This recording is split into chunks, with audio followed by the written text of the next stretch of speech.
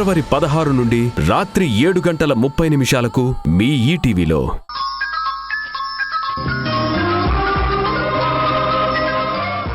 నేను నిన్నెప్పుడైనా బాధ పెట్టినా అమ్మా అంటూ నీ దగ్గరికి వచ్చి ఒక్క ముద్దు ఇవ్వగానే మురిసిపోయేదానివి. ఆ అమ్మ ప్రేమను నేను ఎప్పటికీ మర్చిపోలేనమ్మా.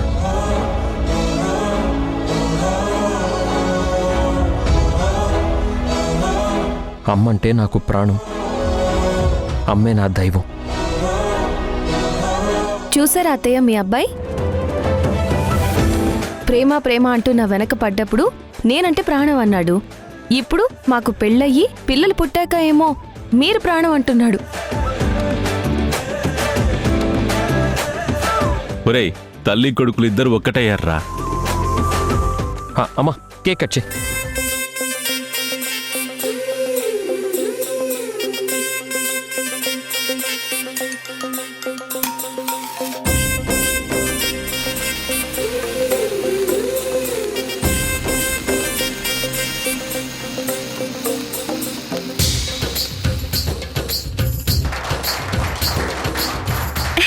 హ్యాపీ బర్త్డే టు యు నాన్నమ్మ.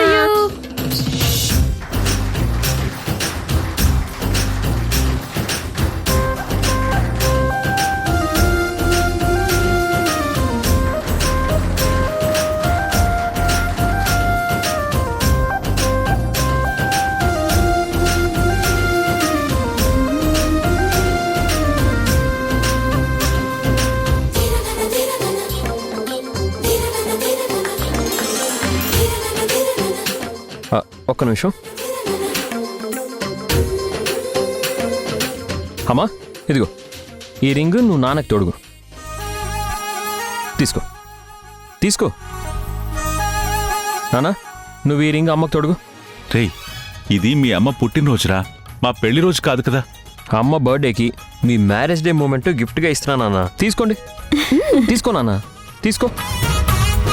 రే యష్, నా పుట్టినరోజు నాడు నాకు గిఫ్ట్ ఇవ్వాలి కానీ మీ నాన్నకు కూడా ఇస్తున్నావేంట్రా? వాడి ఉద్దేశం ఏంటంటే దామో, నీలో సగం నేను, నాలో సగం నువ్వు. సో మనిద్దరం కలిసి చెరి సగం. అది వాడర్థం. అంతే కదరా? అంతే నాన్న. రండి మావయ్య.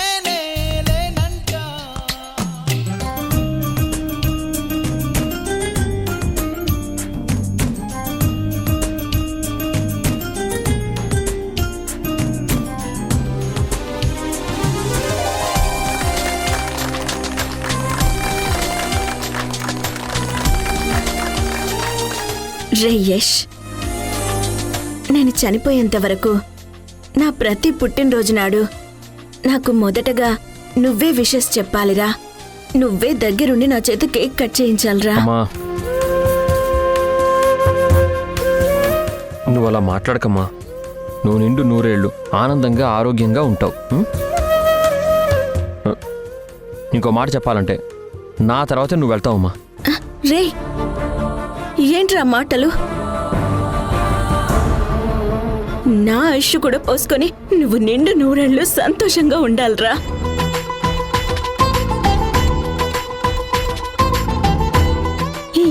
మీద నువ్వు చూపించే ప్రేమే నా ఆయుష్ని పెంచుతుందిరా.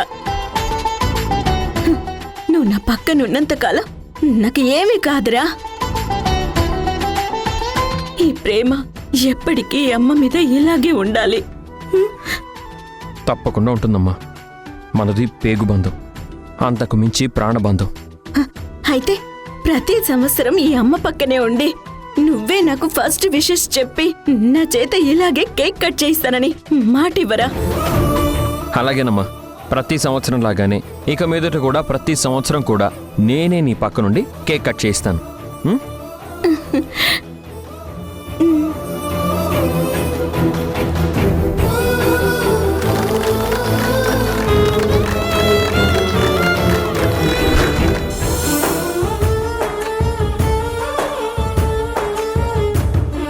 సారీ అమ్మా, నీకు ఇచ్చిన మాట నిలబెట్టుకోలేకపోయాను.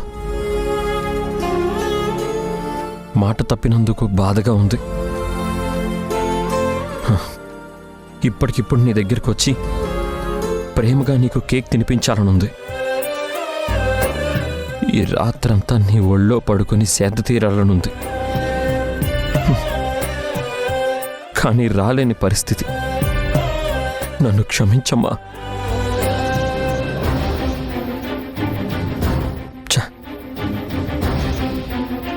ఈ హాస్పిటల్ నుంచి ఎప్పుడు బయటపడతాను? ఎప్పుడు అమ్మా నాన్నల్ని, సింధుని, పిల్లల్ని కలుస్తాను?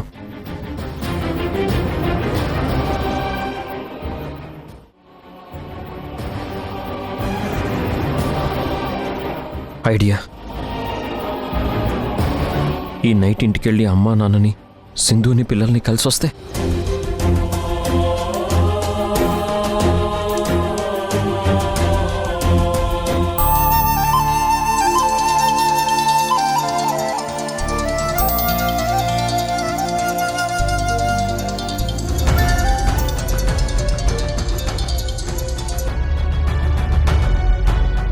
హలో, ఏంటి యష్, ఇంకా నిద్రపోలేదా?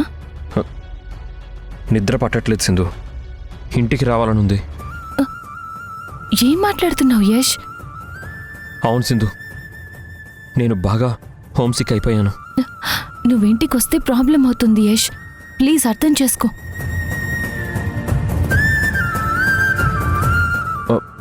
పోనీ నువ్వైనా నా దగ్గరికి వచ్చేస్తే అప్పుడే ప్రాబ్లం ఉండదుగా. ఏంటి, నేనక్కడికా? అది ఈ టైంలోనా? మనం కలవడానికి ఈ టైమే కరెక్ట్ సింధు. ఇదిగో, నువ్వు ఆలస్యం చేయకుండా త్వరగా వచ్చేసి. నీకోసం నేను ఎదురు చూస్తూ ఉంటాను. అది కాదు యష్, నేను చెప్పే. నువ్వేం చెప్పొద్దు. నువ్వు నా కోసం వస్తున్నావు అంతే. యష్, యష్ నా మాట విను.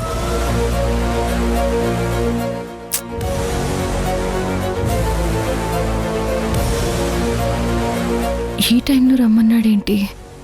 సరే, వెళ్దాం.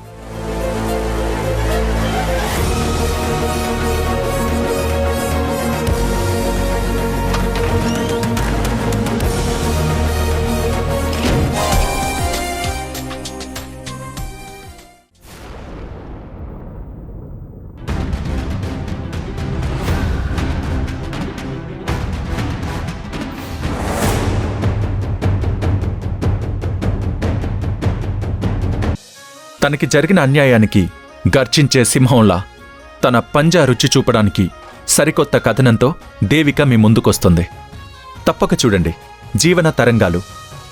ఈ నెల 16 నుంచి మధ్యాహ్నం 3:30 మన ఈటీవీలో.